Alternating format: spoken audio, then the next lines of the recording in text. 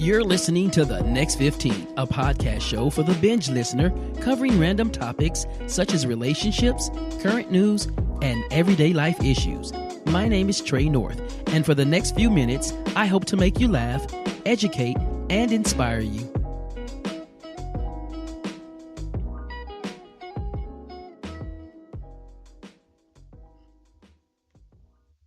You're listening to the Next 15 podcast show with Trey North on Spreaker.com.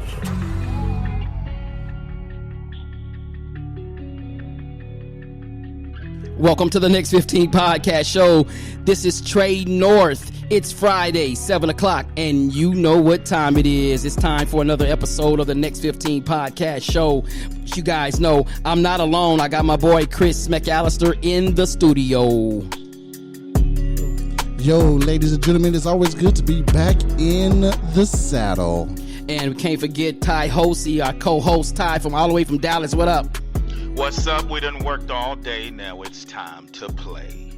And we got our special guest co-host, Rod Garrett from baldbeardblessed.com. What up, Rod? Hey, yo, glad to be here. Looking forward to some great conversation, man, tonight. I'm so glad to be with you guys. Oh, man, it's a pleasure, man. Thank you so much for joining us tonight. Well, you guys, we want to thank you so much for tuning in tonight. I'm not sure if we got anybody in the chat room, but I want to give a shout out to everybody that is right now. Also, I want to give a shout out to all of our listeners from Tyler to Longview, Houston, Dallas, Austin, Texas, our international United Emirates, United Arab Emirates. I know it's like no disrespect to y'all. Yeah. France, Italy, the Philippines. Thank y'all so much for tuning in. Yep. Whether you're on your favorite platform, thank you so much for tuning in tonight. Thank you for our faithful chat room members that come in all the time. Yeah, absolutely. Yeah, I see you, Jacqueline and Juan. Jacqueline, Juan, and we got Miss Shamika. Everybody, hey, welcome.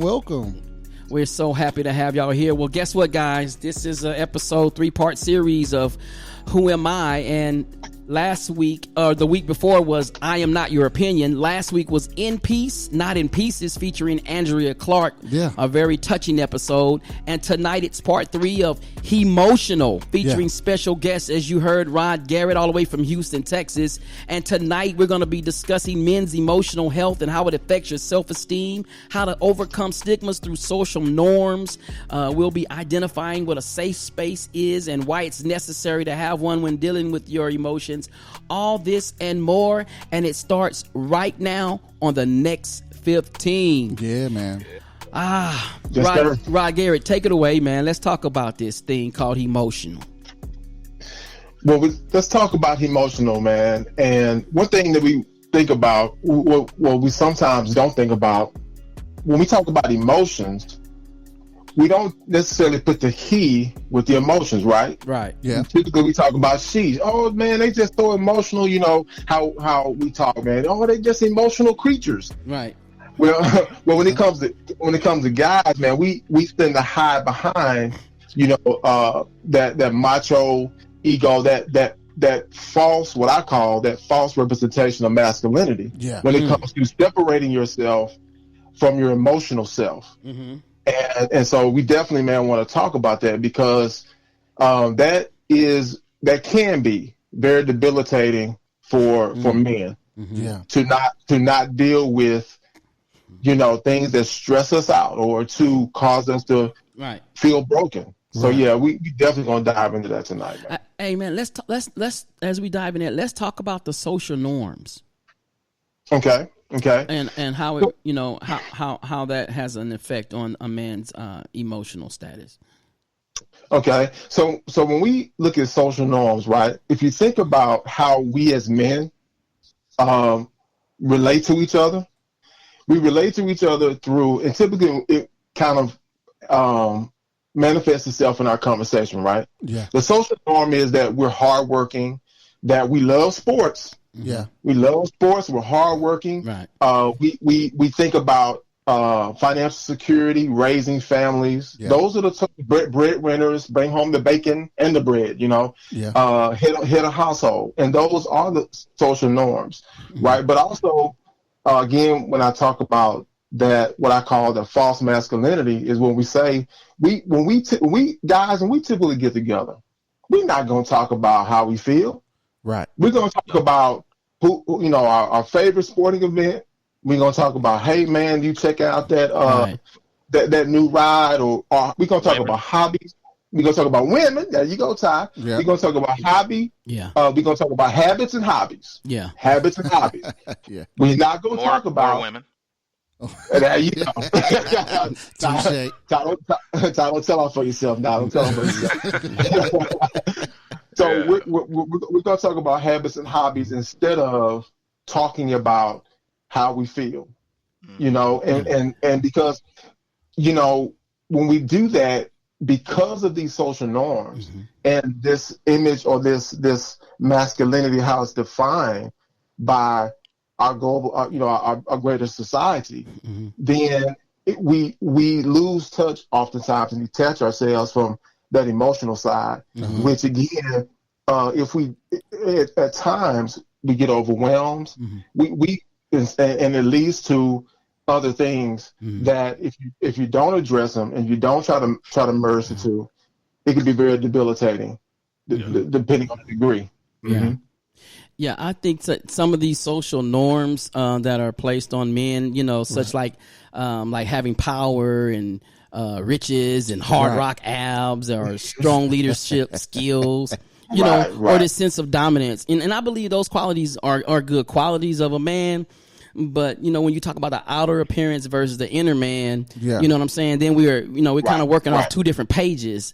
So, the perception that society places on what a man should be or what a man should look like, it can vary depending on that man. You know what I'm saying? And so men, they come in different shapes and sizes. There's different economic backgrounds, and some are less dominant than others. Right. But it doesn't make that the man, that's without abs versus the man that does, any different. I mean, I think those are like superficial in the eyes of some people. Yeah. But it doesn't have it doesn't have any bearing on what the inner man has to offer. Right. When you place that social norm. And then what also happens that you see when you talk about social norms is that men, what they begin to do is they will begin to try to mold themselves for the social norms, and then while they're molding themselves to try to fit that norm or normality, if you will, they actually begin to downplay what they're actually good at. You know what I mean? And so now they can't be the best them simply because they're trying to be something that they're not. And so, because, I might be great at writing, but the writers don't like Ty said, the writers don't get the women. Right. The football player does. Right. So I'm out here trying to catch footballs when I don't know how, you know what I'm saying? Yeah. I don't even know what a 3-4 defense look like. You know what I mean? But I can definitely write a love story, but I can definitely write, you know what I mean? Right. And so again, trying to fit that norm or into society's norm, generally for a man, it dilutes the thought process of what a man should be. Right. Correct. Yeah. Yeah, man. I think Trey and Chris, you guys have both hit on it, and I want to dive into that a little bit as well. And Trey, you really hit on it when you said, all men don't come in the same shapes and sizes and packages, and it's the same with women. And I think that men realize that a little bit more than women realize that in men. I believe that men realize that all women don't come in the same shapes and sizes and forms. That's true. And I think that I wonder if women realize that all men don't come in the same forms and the same shapes and the same sizes. I was watching, I watch a lot of TV. I did watch a lot of TV. But one of my favorite shows is Married at First Sight. I don't know if y'all have seen that or not, but Married at First Sight. And where they put these singles together for the first time. First time they ever meet one another is at the aisle. That is the first time they have ever saw their mate. So then with that being said, there's one couple was on the show, and the woman was having problems with the man at that time. She said he's not macho enough, were her exact words. Wow. And even the counselors and the psychologists got in on this, and they said, well, maybe your definition and your perception of macho is warped. Right. And maybe what you think to be macho is really not what macho is. Right. See what I'm saying? Yeah, because I know some men. Right. Listen, I know some men that there are men who they may, what women call quote unquote, be sensitive, but let somebody break in your house in the middle of the night. Yeah. I guarantee you. I guarantee sir. these same men will get up out of their bed and protect their women. Right. No matter how emotional you think they are or whatever, that same protection is still there in all men. And so my thing is, I would like to break down that social norm of what you think macho is, because macho doesn't always mean the same thing. And I ain't talking about Macho Man Randy Savage either. Right. Did you have something to add to that, Rod? Yeah, and when we talk about coming in different forms, shapes, we also have to think about this as well, is that, again, we have to think about the inward person. Yeah. And I think what comes along with that is conversation. Right. My wife can tell you, man, I think I'm a little different, cut from a different cloth. I will talk her head off. And I try to stay connected with my feelings. Now, that wasn't always the case, because I was a very introverted child because of my upbringing. Yeah.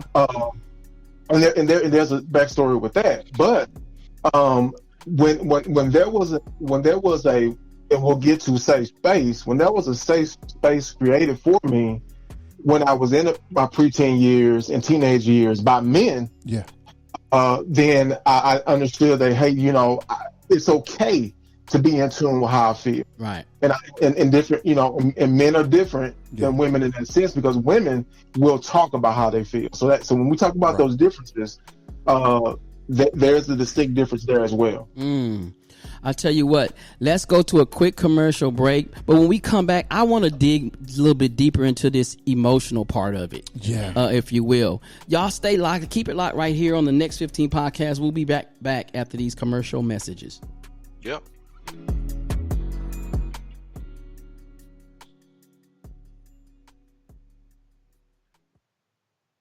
Do you love sporting that bald and bearded look? Looking for apparel to match that clean and fresh look too? Then head over to baldbeardedblessed.com and check out the hottest t-shirts for every occasion. Whether you're lounging at home, working out, or hanging out having fun with friends, nothing expresses who you are like your look. Bald, Bearded, and Blessed has the shirt you're looking for. They have a variety of styles and colors for both men and women in size ranging from small to 4XL. Get your Bald, Bearded, and Blessed apparel today at baldbeardedblessed.com and enter code the next 15 in the promo section of the cart and get 15% off your order just for being a loyal listener. Follow them at Bald Bearded Blessed on both Instagram and Facebook platforms, and on Twitter at Bearded Blessed, or email them at baldbeardedblessed@gmail.com. Bald, Bearded, and Blessed is the apparel brand that expresses confidence and boldness for those who love the bald and bearded look in every facet of life. You're listening to the Next 15 podcast show with Trey North on Spreaker.com. And we're back on the Next 15 podcast show tonight. Three-part series of Who Am I? Part 3 is HE-Motional, and we're talking about men and their emotional wellness. And we just got through talking about the social norms and how they affect the men. And now we want to kind of dive in on the emotional side of it. Yeah. Let's dig deep. Chris, you want to go ahead with that first? Yeah. You know what? Yeah. And thank you for bringing it up, man. Because when you start talking about emotions and men, it's almost like talking about water and vinegar. They just don't mix. Wow. For the most part. Now, even a man that talks about his feelings never reveals really the truth. Mm. We will talk about the surface part of what I feel. Well, hey, you made me mad, but we won't tell you what you said made me mad because of you said the same thing my mom said when I was 12. You see what I'm saying? We'll cut off there because what we don't do is we never heal from past hurts, and what we've learned to do is to overcast it with a quote unquote, like Ty said, that masculinity, that macho. To me, the macho persona is only there to mask what we don't talk about. That's good. That's good. I think men carry this shield of mental toughness and this physical dominance and pride and just a whole conglomerate of other characteristics. I mean, just to the degree that we've taught ourselves or have been taught, whether it's from a parental disposition or peer association, that like weakness is not allowed. You know what I mean? So we have learned how to bury these deficiencies and or carry them in a manner that has been suppressed and never dealt with, or with the emotional side forms like incorrect emotions to be felt or even like acted out for the wrong situation. Like we put on these layers. I like to call it emotional mismanagement. Oh, that's good. Good. I think that's where like certain emotions, they kind of get triggered in order to hide other emotions. So men start trading emotions and then putting them in the place of others to hide their true feelings. So you'll get a situation like embarrassment. It'll turn into anger. You know what I'm saying? You know what I mean? You get like unhappiness might turn into infidelity, alcohol, drugs, smoking, eating. You know what I mean? Absolutely. Yeah. Or even suicidal thoughts too. I mean, yeah. So, and Chris, you brought up a good point, about the hiding, right? The hiding behind the words. How many times have we as guys, and maybe we've done this ourselves, when we're really going through something, and then we ask the question, "Hey, bro, how you doing?" And then we get these replies, "Oh, I'm good. I'm just dealing. Or man, I'm kind of thrown off." Or they say, "Well, man, I'm just tripping. It ain't nothing." Some I say, "Man, I don't even know, dog. I don't even know what's up." So they don't use those descriptors, but inside they're not verbalizing what's going on the inside. They're suppressing it like trying to pour a gallon of water into a 16-ounce bottle. And I talk about this a lot. In a lot of my classes, and when I deal with mental emotional health, I have to deal with young boys, teenagers. I have to deal with them because they're angry. They're angry because they don't know how to express their emotions. They're angry because guess what? I tell them all the time, no child was born angry. No child. I said, when a child is born, a child is a blank sheet of paper. Everything that occurs to them in their environment and their upbringing, every incident, every tragic moment is a mark on that blank sheet of paper. And they are going to deal with it in some way. But imagine if when you cry, the first time that you cry as a boy and somebody says, "Shut up, boy, you ain't supposed to be crying like that." And then it, as a 5 or 6 year old boy, and you're crying, and this is the first thing you hear. And guess what? This gets into your spirit. This gets into your thoughts. And then you begin to connect yourself with, oh, men don't cry. Men don't do this. Men are not supposed to say this. And men are not to, oh, my daddy or my mama boyfriend sitting down watching a football game. I guess I'll sit down and watch it too. And now what do you have? Now you have a generation of kids coming up, and it's like, you're supposed to be playing football. You're supposed to be playing sports. I mean, can you really go to your child and or go to your parents and say, "I want to be a dancer"? And what's the first thing that might come to their mind if you say, "I want to dance," or "I want to learn classical dance," or "I want to be a musician," or something like that? And so what I'm saying here is we are learning this in our environments and through it, and through the environment of, I was raised this way as a man, and this is how I'm going to teach you. And women who say, my dad was this way. So even though you don't have a father in your life, I'm going to teach you the way my dad taught me and what I grew up seeing. That's how, but that may not work for him. Right.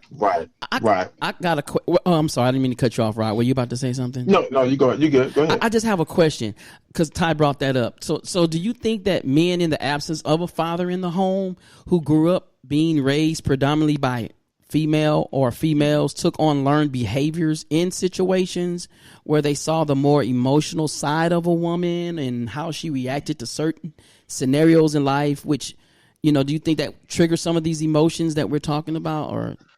I would say not in all cases, but I can only speak from experience. So like when my dad and mom separated and divorced when I was 7, and grandfather, my maternal grandfather got killed in an accident, work-related accident in the same year. So we had to move in with my grandmother. Now you're talking about like really 3 households in one house, and there were no men. My dad was gone by way of divorce.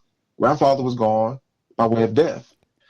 And so to like manage for the ladies, that's a double stressor. Can you imagine that, man? Right. Yeah. You have no males in the home.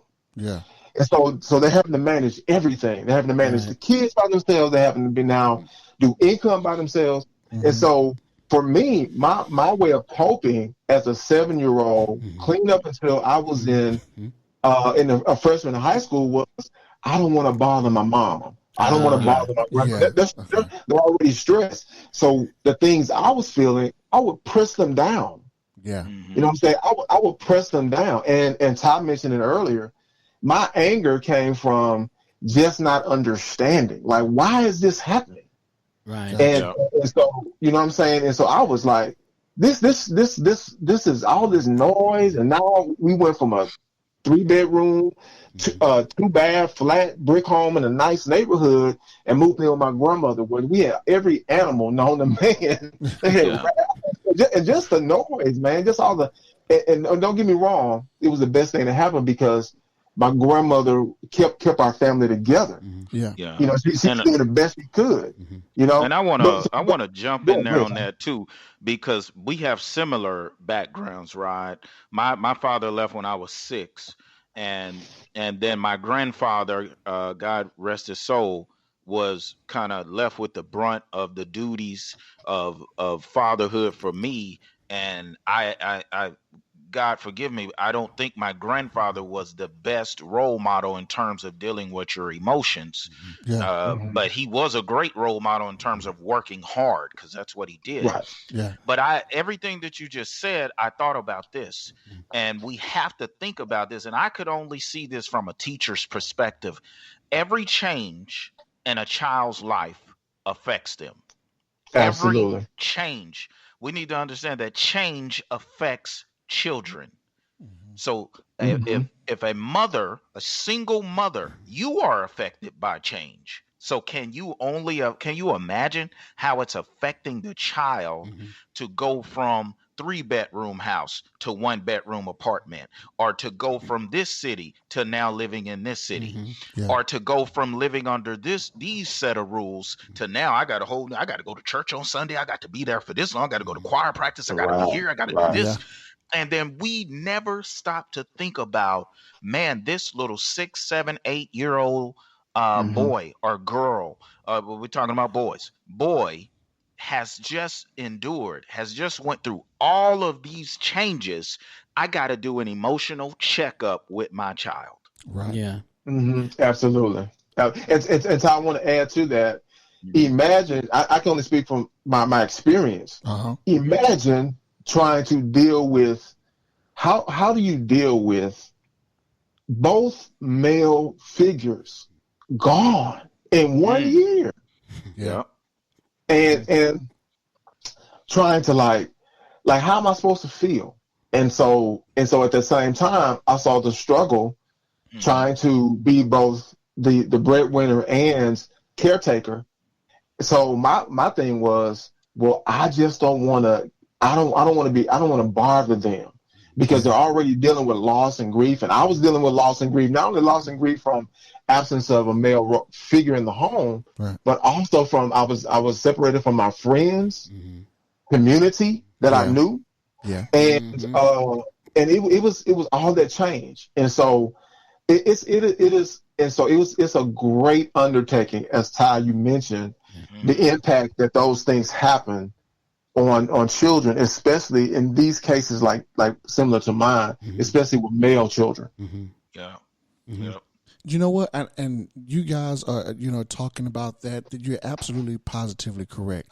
But I want to, if you don't mind, I want to come at it from a different perspective, because I came from a household with a dad, right? I had a great dad. A great dad, yeah. But here's the thing. My dad didn't I grew up with a pastor, who traveled, who preached a lot. So growing up, my mom did the brunt of everything. I didn't start having a dad, even though he was at the house, but he didn't do anything as of teaching us, me and my brother, until we got of a certain age. Which we had a dad in the home, but all we knew was, okay, church, and he gonna pay these bills. That's what we gonna do. Mama's gonna do everything: feed, teach, tell you what's good, what's bad, how to do this, and then you again, like you said, you grow up with a certain set of rules, and then all of a sudden you get into junior high and getting ready to go into high school, and now my dad wants to be like, all right, now boy, this is what you need to do, and so you come from a totally different place. Well, hey, no, that's not how mama do it. So you're in the same household with two different personalities, right? Wow. Exactly. And then my mom would give the reins to my dad. Once you hit 12, 13, 14, the older people say, when you start feeling yourself and when you start getting your own kind of thought process and attitude, and when she feel like she can't handle you as much, but because now you're growing, you're getting older, masculinity starting to kick in, right? And so my dad showed up. I say showed up, he was always there, but it to the point of when we were growing up, he was the disciplinarian. That's all I knew him as. That's a good point, because that's what most of them. I know. I come from that too. Yeah. When I say I come from that, I came, not my mom. My dad wasn't really present in my life. Yeah. My mom was everything, including disciplinarian. But with my kids, that's how I was. I was only called when there was a disciplinary issue, when there's a discipline issue that was involved. And so, it's like, kind of like you were saying, the mother took the brunt of everything, and, and I worked and I was a provider. Right. And plus, my kids, God bless them, because I don't know how they did it. I was married twice. So my first marriage with the kids, it was a split home. So you had one set of rules over here and you had one set of rules over there. Yeah. You know what I mean? And it just was confusing. Yeah. And that's why I said there's a lot of emotional mismanagement going on. Right. There's so many layers that the children put on. Right. And you just start stacking layers and never ever deal with the root of a problem. Yeah, because even with that, go ahead. I'm sorry. I think it's real quick to highlight real quick too, and I've heard it said so many times. I just want to touch on this real quick, and whatever y'all have to say on this, please. I believe there's a child in all of us. I believe that. I believe there is a young boy and a young girl inside of the women who is still in there, who is still hurting. Especially if you have not dealt with tragic moments. And I think, especially in the African American community, it seems as though food and fellowship is a big part of our healing. Yeah. I don't know about y'all, but every time it was time to heal, there was some fried chicken near me. Yes, sir. And so I just want to say that. But that's not the real healing that should take place. Yeah. And I feel like we have kind of given this culture that get over it, be strong, be tough, And I feel like with this generation of young men that we have coming up, because I see my kids all the time. We got some boys that will knock a girl's block off. I have to tell the girls, look, if you gonna hit him, okay, we got some boys that don't believe in chivalry. Now they wasn't raised that way. Right. And so we got some boys that will knock, if you're a girl, they'll knock your block off now. Right. And so because they don't have patience, they're angry. And so with that being said, we have got to figure out how to show emotions and how to heal from these emotions. Me growing up without a father, I didn't know for so long. Growing up without a father, I did not know that I needed to heal. I didn't know that. Right. I was trying to get over it through toughness. Right. That's a good point. Let me open up the phone lines at 512-827-9164 to see if anybody wants to call in and with a comment or a question. That's 512-827-9164, I believe. Yeah, 9164. I think he got it wrong in the chat room there. It's 512-827-9164. That's a good thing I think we have to learn how to say or teach our children, and I know we're talking about children. I want to get to grown-ups now because because this emotional side doesn't just doesn't come from just childhood. It can come through a life-changing experience. Right. Yes. You know what I mean? You could have been raised in a home, where it was okay. You were taught that it was okay to cry. You were, you dealt with things that happened to you. But what about when life situations, real life hits you in the face? Yeah. And now, you're dealing with an issue that you've never seen before. So let me jump in. Let me jump in there because I think especially for men. Now I hate to say it, but there's a lot of places that women can go in regards to these things. But the number one thing for men that I truly feel as a pastor that men never recover from, and I'm gonna be very honest with you, is divorce. Men never really heal from divorce. Now, women, because even the counseling sessions that I've been a part of, now I've never been through a divorce, but the counseling sessions that I've been a part of, and I've watched professionals do what they do. A lot of it, and I'm not saying that it's all pertaining to women, right? But because women carry their emotions on their shoulders, it's easier to begin to dive in and ask the right questions on behalf of the woman. But what the man does is the man gets to the point where if he goes through a divorce, he thinks that the end of the divorce is the end of the issue. Well, I think he also feels like not only is the end of the issue, but he's taking on another issue because we're so quick to jump into another relationship, and we never take the time to heal from the one that we were just in. Absolutely. And I would add to that. That is, I think that some of that comes along with a false sense of masculinity. You know what I'm saying? You know what? Even though that didn't work, I'm still the man. I still got my swag. I still got it. You know what I'm saying? It comes along. Some of that comes along with it, and a lot of that, man. And Chris, you touched on it. Ty, you touched on it. A lot of things that we're talking about, is learned behavior. All of that ego and all of that false sense of masculinity. It all has an origin. It's pattern. And it's learned behavior. Yeah, man. I mean, when he said about men not getting over divorce, I mean that'll hit me in the face because a lot of people, and they don't know, but I've been divorced over almost a year and a half now, and I'm still affected by it. Now I'm good, and I've moved on, and I've had the blood of Jesus. Good thing that I was in church, and I've always been in church. But I mean, I'm still healing from some parts of that myself right now, and I had to learn. I had to begin to pray. And feed myself with the word constantly over and over and over again until I begin to deal with the root of the problem. The issue, the real underlying issue.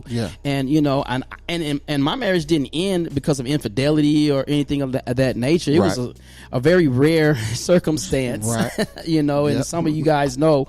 But I mean, you know, that's what threw me up, because I thought I was being a perfect man. You know, I thought I was being the best husband that I could be. But then, you know, they walked out. You know what I mean? For you know, reasons that, you know, I don't care to disclose right now. But it affected me, because I'm like, okay, I've been married twice now.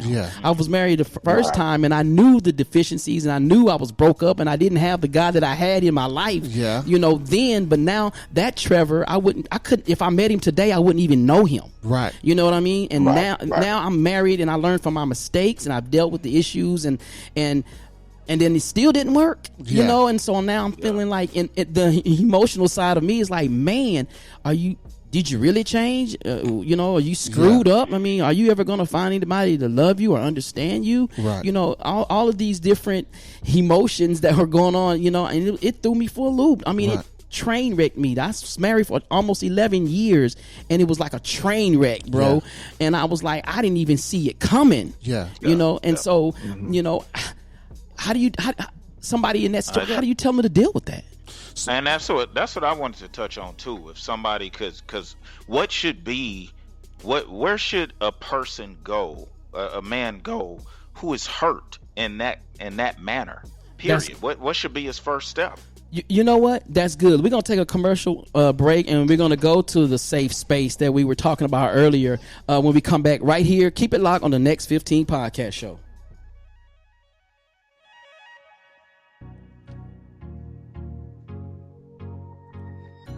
Hey family, this is Christopher McAllister, Senior Pastor of Life Changers Church here in the great city of Austin, Texas. And I am so excited to invite you to come experience change. Yeah, that's right. A change in the way you think, a change in what motivates you, or even a change in how you perceive church.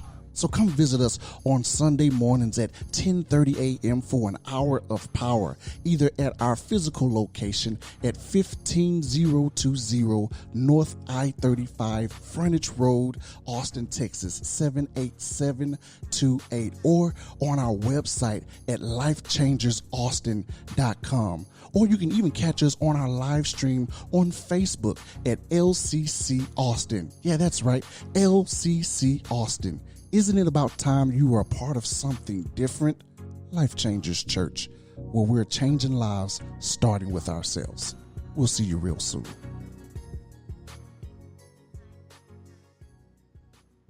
You're listening to the Next 15 podcast show with Trey North on Spreaker.com.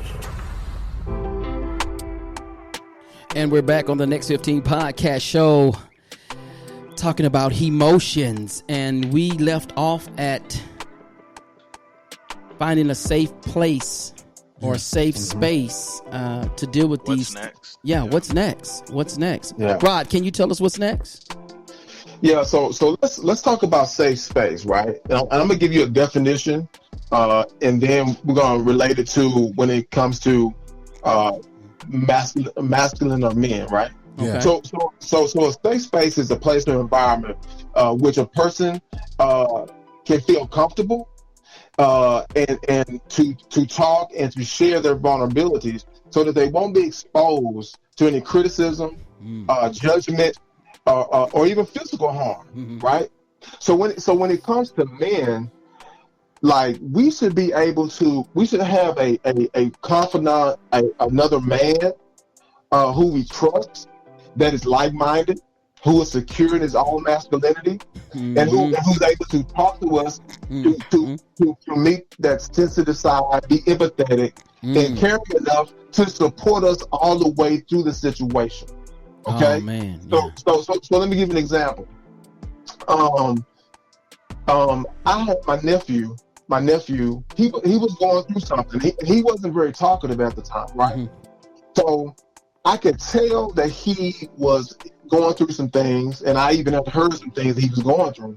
So I just took some time out, man, just to spend some time, go visit with him. And I just said, hey, talk to me. What's wrong? Tell me what's bothering you. Let's let me use some of their terms. Let's chop it up. Yeah. Tell me what happened. So all these open-ended questions. And do you know, in the midst of that conversation, he started to cry. And I told him, you know what, get it out, nephew. You safe with me. Because I would rather you cry because you're hurt by it instead of being mad and do something to that person that wrongs you. Right. Just let it wash you. Get it out, man. You safe with me. Right? So to answer your question that you asked before the break, Ty, is that, you know, I think most of us have someone who's a confidant, another man. You know, because we often talk about how there's an absence of sometimes a man with a boy or a teen. But you know what? Grown men need grown men too. Right. To be able to talk to. Right. Yeah. We need, because here's the deal. What we would do as men, when our cars are broken, our vehicles are broken, we're gonna go get it fixed. We don't want to drive around in buckets. Right. But what happens is when men are broken, when grown men are broken, all we want to do is just toughen each other up. Right. But we still broke. Right. And we need healing. Right. Yeah. And I'm gonna piggyback on you right on that one, man. The safe space. When you start talking about men, that road gets real thin, real fast. To be very honest with you, because the number one thing a man doesn't do well is trust people after being hurt. You know what I mean? So once a man is really hurt, you know, he don't even, you know, that's why he don't talk to his homeboys about it. He'll joke around about it, but he'll never get deep into the conversation to begin to heal, is because we can't trust if this information will ever come back to hunt me. Ooh, yeah. You know what I mean? So that's the reason why we don't confide in our wives and girlfriends, and because, you know, too many times it comes back to hunt us. Vice versa, your homeboys are just the same way. Sometimes you can give them information, but they don't know what to tell you or how to even begin to help you in that manner.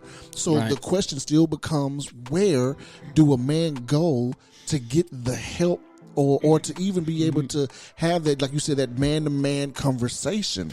Now, I'm going to be very honest with you. People say, yeah, you can go to the church. Let's be 100. I'm a pastor, and I stand flat-footed, and I'll say this: sometimes the church ain't the best place either. Hello, somebody. Like we need to get serious help, because your pastor can only tell you from his experience. But if you're experiencing divorce and he ain't never been divorced, he can only help you so far. And he can only give you his perspective. So are you saying then counseling might be an alternative? Counseling is the first place, and the reason why I say that is because that's the last place we want to go. And let me add something to that, Chris.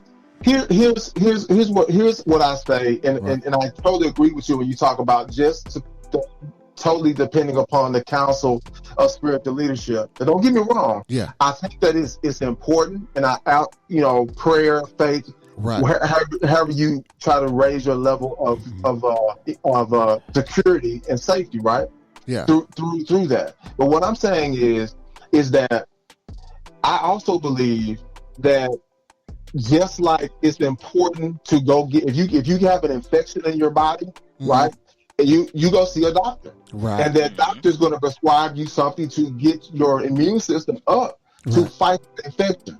But when you're emotionally draining yourself out, right, there is also professionals, that can help you meet those needs where you cannot bring yourself up. And that goes along with the stigmas, where I don't want to. If I admit that I need help, and then I may be looked upon as weak, or somebody may think I'm crazy. But no, that's far from the truth, because that ties in to that false masculinity. Let me say this too. How I approach this as well, and this is still learning and being around some great people. I think the first thing that should be done is you must first identify that there is a problem. Because you can't fix what you're not willing to admit you have. Okay. If we take it from a standpoint of an automobile, if you're not willing to acknowledge the fact that your tire is flat. You may never take it to go until it starts to affect you. Right. And then, so my thing is, I had to admit, and this is still me admitting this to this day, Right. that I am angry, with some of the things that happened in my upbringing, and that it is and has been affecting me in my manhood. I can tell you one thing that I was angry with, and that was men. Right. I didn't like men. I didn't want to be around men. I wanted to be around a woman. And I think a lot of that was because I was dying for my mother's affection. My mother is not an affectionate woman. I didn't hear "I love you" growing up as a child. That was not something that my mother willingly said, and she's uncomfortable doing it to this day, and she's in her 60s. Wow. And so I was dying for affection. So where did I want this affection from? Multiple women. Right. I wanted the affection that my mother would not give me. My mother did not hug me as a child. So we got two issues here. I never hear three words that every human being needs to hear. I love you. And I never received affection as a child. It just didn't happen in my family. My mother never hugged her father. My mother never hugged her mother. My uncles, my aunts, we did not show affection. And so I was angry with men. I was angry with male teachers. Don't say nothing to me, male teacher.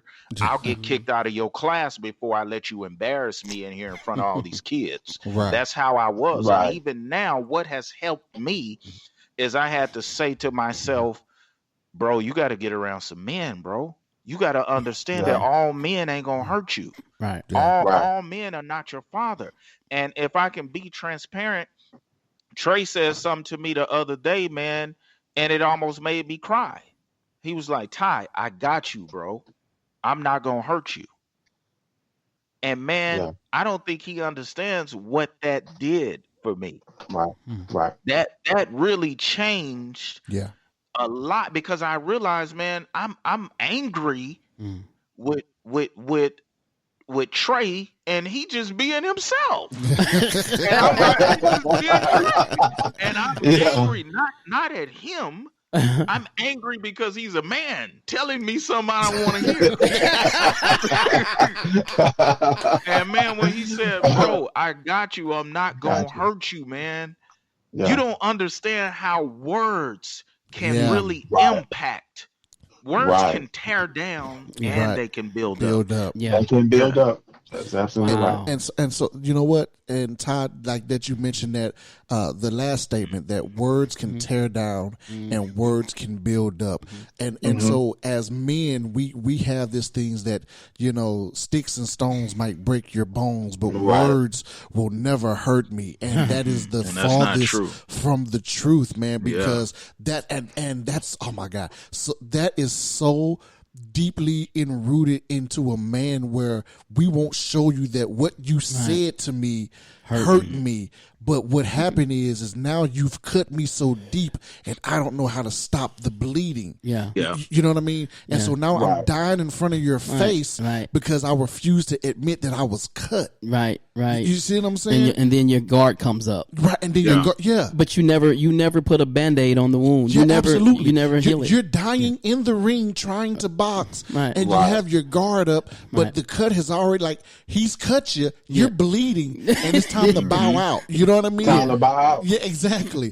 And we never do it until it's at the end, until it's at the end of the rope, and now we're having to admit something, and we have to now drag our history, because now we've made a decision that has not just affected us, but everybody connected to us. But let me say this too. Say this too, guys. Think about this for a second too. Where do we get this thing from to where if a man offends me, I'm ready to fight, but if a woman offends me, I'll just keep it to myself? I think it's the dominant, the dominance, the alpha male. Yeah, most of us were taught never hit a woman anyway. Yeah, and so that also meant verbally. Yeah. Right. I know some men that'll cuss a woman out. I know a lot of them. I ain't gonna lie to you. I used to be one of them. But you know, guys, I think it's also important, especially for men who are married, to be able to communicate with their spouse, like Rob was saying earlier. Right. And I think that starts with first letting your guard down. Yeah. And being able to, you know, so that you can trust someone. You know, I think the patience plays an important role when it comes to men being able just to open up their heart. You know what I mean? Yeah. And here's another thing too. We just kind of briefly talked about it, but I mean, you got to go to the Word of God. Absolutely. You know, and the best example we have of a man was Jesus the Christ. Right. You know what I mean? He was the best example. Right. You know? Yeah. And if you don't know who he is, it's kind of hard to find out. Listen, it's hard enough with him. You know, why would you want to do it without him? Right. Like, you know, just because you say, you know, just because you're saved, sanctified, full of the Holy Ghost, doesn't mean that you're not going to have these same emotions, these same outbursts. But what it is if you have the Word and you begin to apply it to your life, it makes it to now you have something to go to when you don't have an answer. You know what I mean? Right. The Bible says that there's nothing new under the sun. So what you're experiencing right now has happened somewhere in biblical times, and there's a way out of it. You just have to search in the Word to find that thing, and that's the one thing again I believe we don't do. Hey guys, if you want to get in on this conversation, the number is 512-827-9164. We got one more segment that we need to hit up on. It's the check up and check in on you guys. Yeah. Rod, you want to head that out for us as well? Yes, sir. So when we talk about checking up and checking in, right? Yeah. Again, I think it's something as simple as not being assuming, but just asking. Yeah. Here's the deal: if we some of us can tell from a affect or body language type situation, especially if we know a person or know a man or know a guy, right? Yeah. Best friends or someone hanging around, we can tell, we can sense when something's not right. But my question is, do you check up? Do you say, "Hey, bro, what's going on? How you doing today?"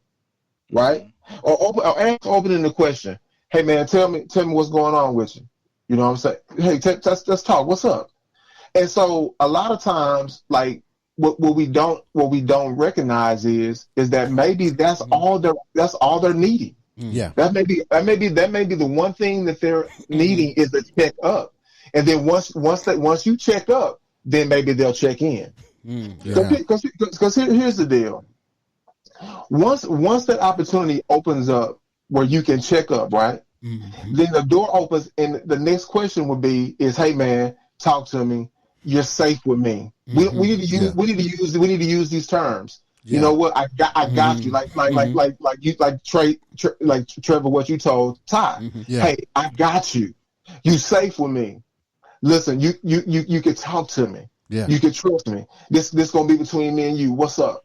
Yeah. And if they truly know that you have their best interest and security at heart, then you will be surprised. I've had that conversation. I've also been on the other end of that, where you just let it go. And I'm telling you, it's so liberating. Whatever that stress is, man, whatever that thing is hidden that you've hidden in your heart, that's causing you to be downward thinking, is in your body language, and you feel like you out on Gilligan's Island. The opportunity to check up can be the most valuable and significant thing to changing a person in that moment, and maybe assisting them to know that, hey man, I do have somebody to care about me. Right. I am not crazy. I'm not thrown off. Right. You know what I'm saying? As we say.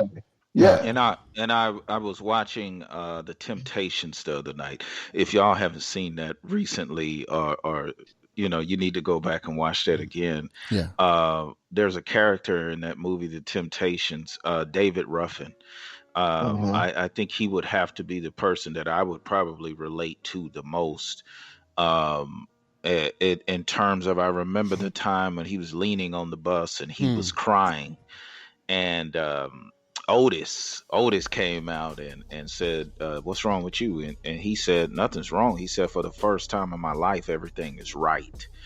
and just to have somebody come out and at the end, he wasn't used to it. He wasn't used to the checking up, and he wasn't used to it.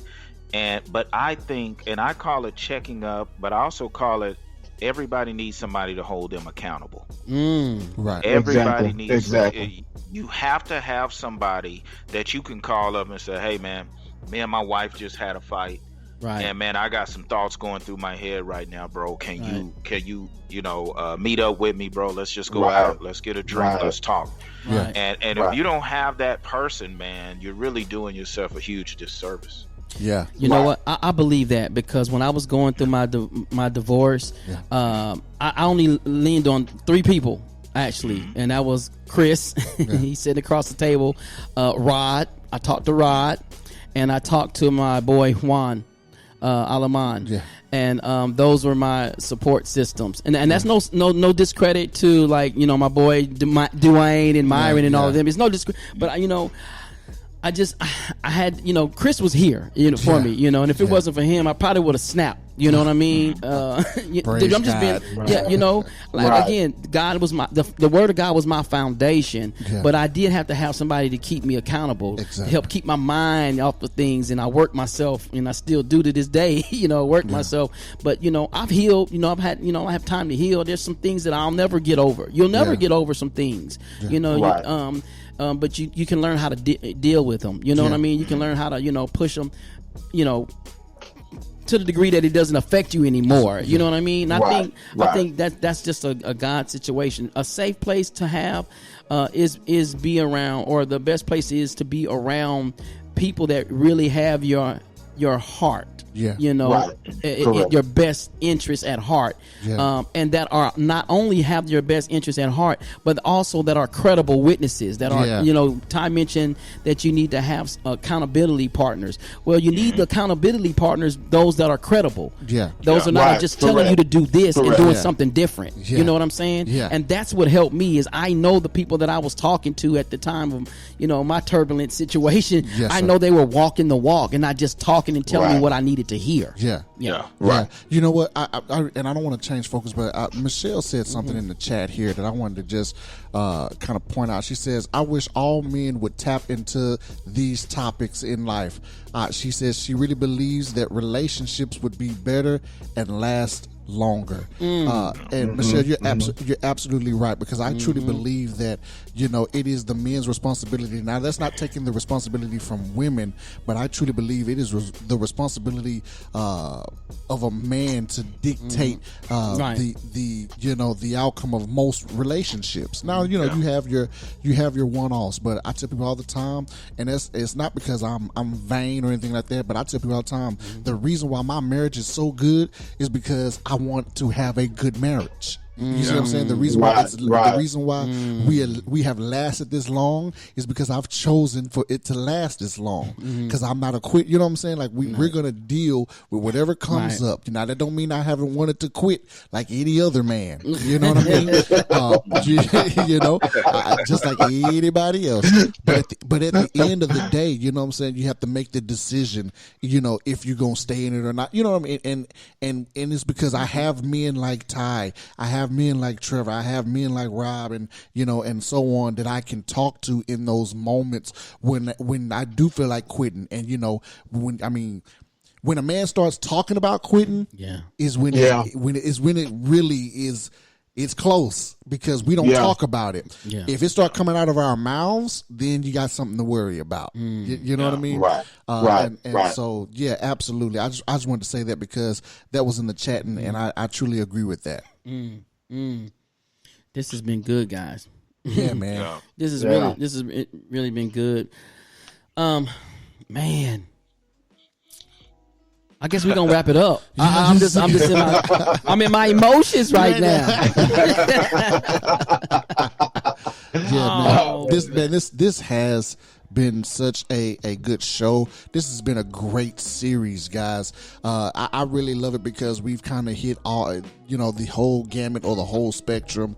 And ending it tonight, man, Rob, thank you for coming on and giving us that information, simply because, again, men just, we talk about everything else, but we don't talk about this. Yeah. Hey, Exactly. go ahead. Can I throw something in here real quick? I just want to say to anybody who might be listening to this show, if you know a man who really needed to hear this, please direct him to this show. Let him listen to it. And I would also say, be that person's accountability partner. If you see somebody that's falling and man, life is in a man whose life is in shambles, get him some help. Because a lot of men are so prideful, they're not going to reach out on their own. That's so good. I don't feel like you have to be a man to be an accountability partner. And if a man needs a man, you can be a woman and find him a man to be his accountability partner. Exactly. So get him some help and understand this too. I would not encourage any woman to date a man in transition. That man needs to heal. And so if you see at some point that he's not emotionally there, go ahead and distance yourself. Right. Hey, Rob, go ahead, Rob. I was going to say, let me add this. To any man that's listening, any teenage or preteen young man who may be listening, and I challenge every woman to share this. Hear these words. Admit that you need help is not weakness. Right. Real men can and should share their emotions, show their emotions, and you're not crazy if you're not feeling yourself. And your problem is not just your problem to deal with, because we are our brother's keeper. Right. Right. Chris, anything you would have to offer if you were to be talking to a male, or to say to all the males out there? So what I would say to any male out there, I don't care what you're dealing with. I don't care, how long you've been dealing with it. Two things. The fact that you're in it means you can handle it. Okay, because the Bible simply says that He'll put nothing on you that you can't bear. Okay, so the fact that you're dealing with it means that you can handle it. But two would be, find that right individual that you can talk to. I think that we don't ever find it because we don't ever look for it. If you look for it, you'll find it. You'll find that one person that you can confide in, and let your guard down. Let me say that. Let your guard down. Everybody is not against you. Everybody is not going to make you feel less than because you're dealing with an issue or you're being emotional right now. Because the problem is that you've never been emotional, and now you're being emotional from a kid's point of view, and you're 45. You see what I'm saying? And so, absolutely. That would be what I would take from the table at this point. Anybody else? Okay. I'll go. I think that if I was speaking to a male in this situation, I think I would just say, hey, you need to learn how to identify your emotions and to allow yourself to be free from the stigmatisms that do divert you from fleeing from one emotion to another. I think that you have to deal with that particular emotion and be more confident in who you are. And, that kind of reverts back to self-esteem. But, once that particular emotion comes up, then you'll understand that you're okay with expressing that emotion, rather than, using things like anger or even silence to hide behind the real issue. And I think you just got to be more comfortable in your own skin and not live in that false masculinity that Rod was talking about. I think that false masculinity would be anything that is the opposite of what God has defined man to be. You know what I'm saying? Again, I'm always say that Jesus was the greatest example of what a man ought to look like and what a man ought to be. And having that financial portfolio is great, but a man with money and power carrying self-esteem issues or that has been broken, you know what I mean, is a man ready to self-destruct. And we all know that hurt people hurt people. Yeah. Hey, Rod, you got any plugs that you want to shout out before we get out of here? Yeah, man, I want to just shout out my wife, Lakeisha. I know she's listening in. Love you, babe. Hey, Queen. Hey, lady. Also, too, man, thank you so much, Trey, for your support with the Ball Bless brand, man. Yeah, man. For anybody who's looking for, you just don't have to be bald. If you have a love for the beard look, just check it out, man, at baldbeardedbless.com. We're running some great specials, man, for the holidays. Make a $50 minimum purchase and get a free fancy mask or any beard oil and mask combo. It's free shipping. So man, y'all go check it out. Yeah, y'all check him out, man. I bought some things. I'm not bald. I'm not bearded, but I am blessed. Yes, you are. The merchandise is off the chain. The quality of the merchandise is really good. It's packaged professional. Listen, this is just not your throw together. It comes in professionally packed in. I mean, this is a business, and he treats it and runs it like one, too. Yeah. Quality products, man, right there from baldbeardedbless.com. Y'all need to pick it up. Yes, sir. Chris, anything you want to plug in or shout out? You know what? There is a shout out I want to do, man, and I want to shout out to everybody that's listening to us and everybody who's going to download this podcast because you won't hear from us again before Thanksgiving. So happy Thanksgiving to everybody, man. I know it's early, but everybody, if you're going to be traveling, be safe, man. Be courteous, wear your mask, do everything that you need to do to be safe, man. But again, happy Thanksgiving to everybody out there. Hey, Ty, what you got for us, man, on the way out? Yeah, I just want to tell everybody, man, be safe, like Chris said, for Thanksgiving. Enjoy your time with your families. Be grateful, and somebody needs to hear I love you. So you be the person to tell them. Yes, sir. Oh, man, that's true. Absolutely. Hey, listen, guys, don't forget to share this episode. Share it. Share it today, y'all. If y'all really enjoyed it, then share it. I mean, this is a 3-part series. Go back if you hadn't heard part 1 and 2. You really need to go back. You can catch this episode and all of the episodes on www.next15podcast.com. That's next15podcast.com. And you can also follow us at Next15 Podcast on both Facebook, Instagram, and also on Twitter. And we're also on YouTube at the Next 15 Podcast Show. Again, I want to say happy Thanksgiving, reminding you guys that we will not be airing anything this coming Friday or next Friday. I am giving the fellas off, and it looks like they want one. They needed one. Hallelujah. Bingo. But I can tell y'all this. I can tell you this: when we come back, it's going to be a great episode. I got something for y'all. So thank y'all so much for tuning in, everybody. Gail, Michelle, Shamika, Chantel, Andrea, Erica, Juan Alaman from the 80s Hour and the Wrestling Way Back Podcast. Renee. Right here on Spreaker.com. This is Trey North, and we'll see you guys on the next 15.